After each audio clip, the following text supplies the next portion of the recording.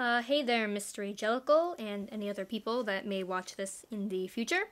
This is Sabriel of CCDB, and this is a Nifty Knitter, tutorial type deal thing.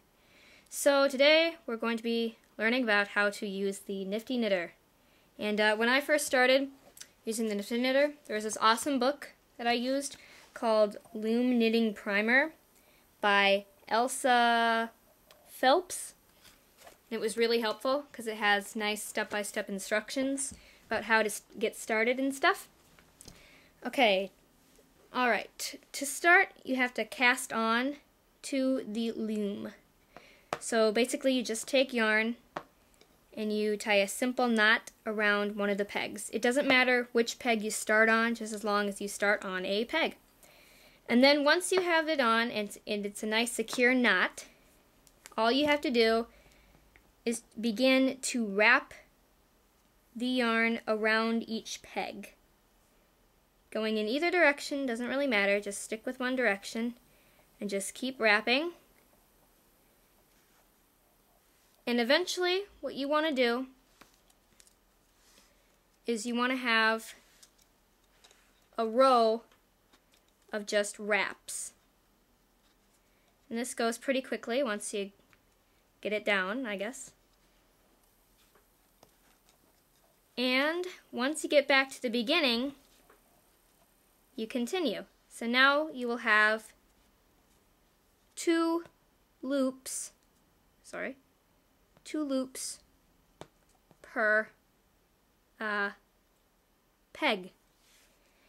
And once you get to this stage, you just keep wrapping. Now, for leg warmers, what you want to do is you want to get 4 rows, or 4 rows of wrapped yarn on each peg. And then what you're going to do is you're going to take the bottom 2 rows and kind of flip them up over the other top 2 rows to make a stitch. Well, it's not really a stitch, I guess, but close enough. That's essentially what it is. So right now I have 2, and we have 3. I'll just move this along. You can really do 2 loops. Well, the minimum is 2 loops because you need to have at least 1 loop go over another loop to create a stitch. But to get a good thickness, you want to use probably about 4 loops. So I'll get here. Hang on. Alright. Now, once you get to each row having 4 little loopy guys on it, like so.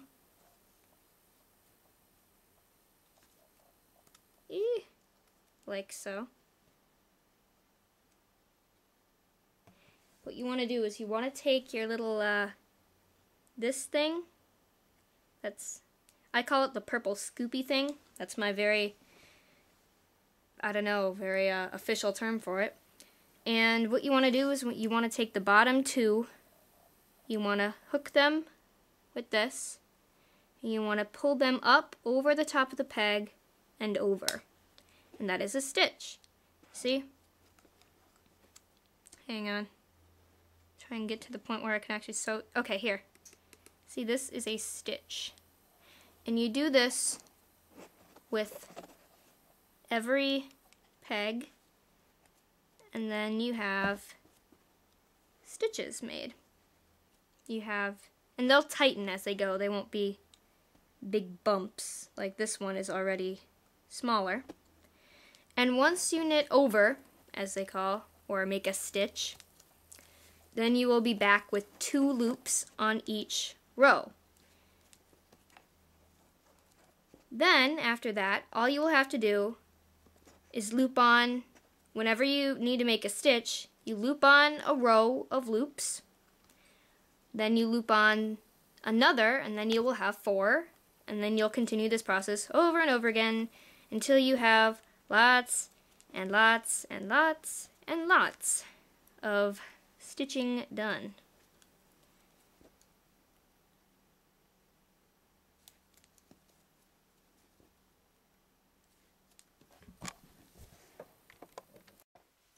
Alright, now we've got one knitted row.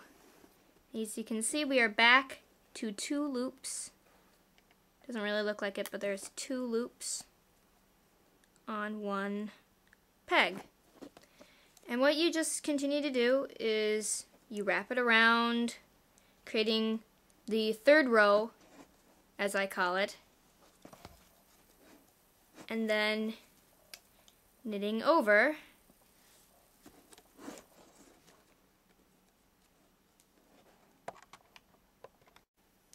And once you get that done, again, you'll have 4 loops per peg. Then you just knit over. Then you'll have 2 stitches, and you keep doing this, and so on and so forth, and blah blah blah blah. Then eventually you'll have a long piece of fabric, which will be a leg warmer, or arm warmer, or whatever the heck you want it to be.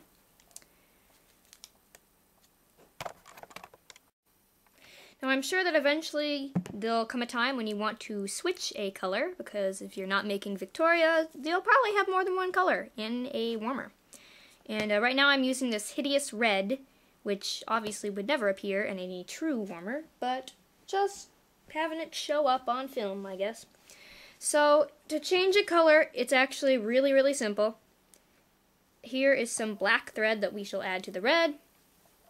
What we will do is we will cut the red thread that is still coming from these pegs and just snip it off. Now you have this little tail.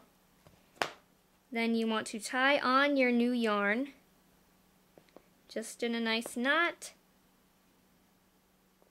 Double knot it, triple knot it, do whatever the heck you need to do just so that it's nice and secure. See? So now it is black string that is coming from it. Then you just continue as you were before, and it'll take a couple of rows for the black to actually show up, because if you see here, when I just made a row, the black is now on the top, and the red is part of the knit over part.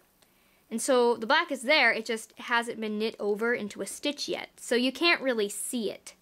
I mean, you can on the purl side, the inside, which is what you generally use for warmers, but on the other side you can't see it. So keep that in mind when you're doing a color change, because if you want the color to be there immediately in your warmer, it won't really show up on the knit side until a row later. So keep that in mind when you're planning your color schemes.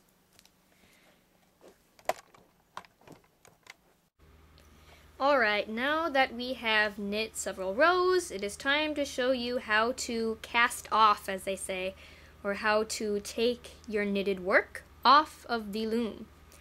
Now this can look daunting, but it's actually pretty easy, and it's simpler than most other things. Okay, so you have your thread coming from your peg here. What you want to do is you want to wrap the yarn around 2 pegs. Just once. It only has to be once. You can do it really as many times as you want. For casting off, it doesn't matter how many actual loops there are. It can be as few as 2, it can be as many as 4, it doesn't really matter. But anyway, so you do loops around 2 pegs. Now what you're going to do is on the first peg, you're going to knit over.